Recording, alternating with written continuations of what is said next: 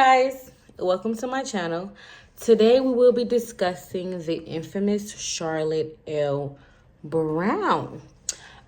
She isn't widely known or discussed, at least in the community. I went out and I did a survey asking everyone, have you guys heard of Charlotte L. Brown? Let's go see what they said. Have you ever heard of Charlotte L. Brown? I don't think I have. Have you heard of Charlotte L. Brown? That name kind of rings a bell. Did What she do you- stand up for Black Lives Matter? Have you heard of Charlotte L. Brown? I heard of Charlotte Roos. Have you heard of Charlotte L. Brown? Oh no, I'm so sorry. I've never heard of her. Okay. No. Okay. Miss Charlotte is not widely known. So it is mistaken that Miss Rosa Parks was the first person to be kicked off of public transportation due to, racial injustice and things of that nature. In actuality, that situation was staged, for the boycotting and things of that nature. The first person to actually get removed from public transportation was Miss Charlotte L. Brown. So let's get into her. She was an American educator and a civil rights activist. She was one of the first to legally challenge racial segregation in the United States. She filed a lawsuit against the streetcar company in San Francisco in the 1860s after she was kicked off. All right, let's get into her early life. Okay. Miss Charlotte was born in 1839. She was the daughter of James E. Brown, who was born enslaved, and Charlotte Brown Sr., a free seamstress. The elder Charlotte Brown purchased her husband's freedom in 1850. They lived as free people of color in Baltimore, Maryland, with their children, including Charlotte L. Brown Jr. In 1850, they moved their family to San Francisco in the midst of the California Gold Rush and became a black middle-class family. The Gold Rush was a huge deal. A huge deal back then. Everybody moved to California to get a piece of gold, to get a piece of wealth. So did Charlotte and her family. In San Francisco, James E. Brown ran a lively stable. He partnered with a black newspaper, anti-slavery crusader, and a member of the San Francisco Literary Society.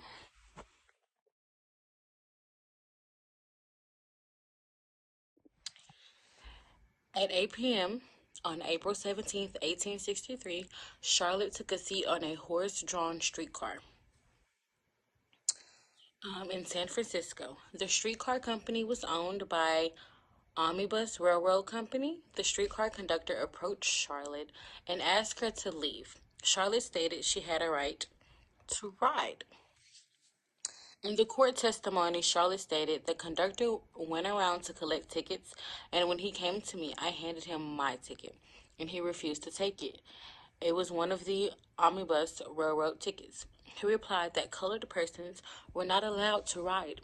Charlotte stated she had rode the streetcar before, and she had a great ways to go and was going to be late. When a white woman finally objected to Charlotte's presence, the conductor, Thomas Dennison, grabbed Charlotte by the arm and escorted her off of the car.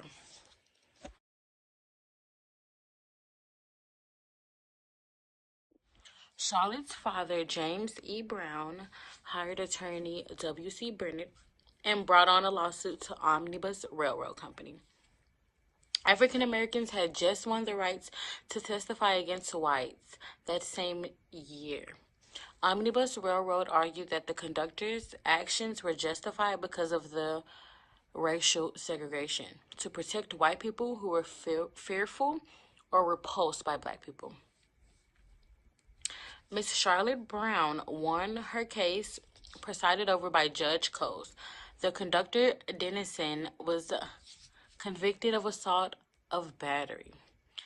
And what's even more crazy, just 3 days after the first trial, Charlotte was ejected from another streetcar with Omnibus This led to the verdict by Judge Orville C. Pratt that excluding passengers from streetcars because of their race was illegal.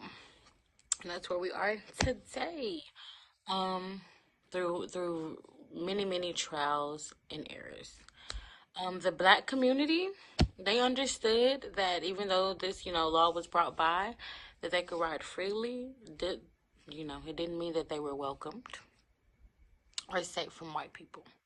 And white people were obviously upset. But Miss Charlotte Brown really paved the ways for many African Americans. And after this, she went on to